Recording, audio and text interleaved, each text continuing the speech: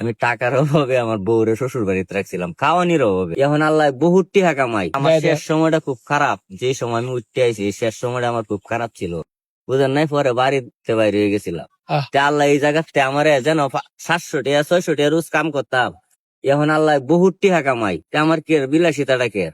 আমার তো বিলাসিতা, আমি যেটাতে বিলাসিতা করবাম, আমি একজন অসহায়রে দেয়া ওর মুখে একটু হাসি ফুটাই তারলে আমি শান্তি। কালকে এক মামা প্রায় 40,000 টাকার কাপড় গিফট করছে, যেমন এই যে এটা তো আমার জীবনে মনে করেন যে যদি গলাত রশি দিল আমি এটা টিহাতে কিনতাম না, এত দামি জিনিস। ভাই কন্টেন্ট ক্রিয়েশনে আসার আগে অনেক বিলাসিতা করতাম, অনেক দামি দামি কাপড় চোপড় করতাম, আর এখন এটা পরি না ভাই। পরনে যদি কোনো সময় দামি কাপড় দেখেন মনে করবেন যে কেউ একজনে গিফট করছে।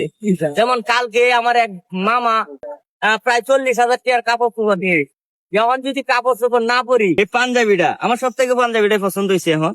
কারণ আমি এটা পরে নামাজ টামাজ পড়তে পারবো, ঠিক আছে। আর ধরেন দামি কাপড় এখন কয়েকটা দেখতে পারবেন, কয়েকদিন পরে ভিডিও সিডিও করে শেষ করে দিলাম। মানে এডি গিফট করছে আর কি মামা।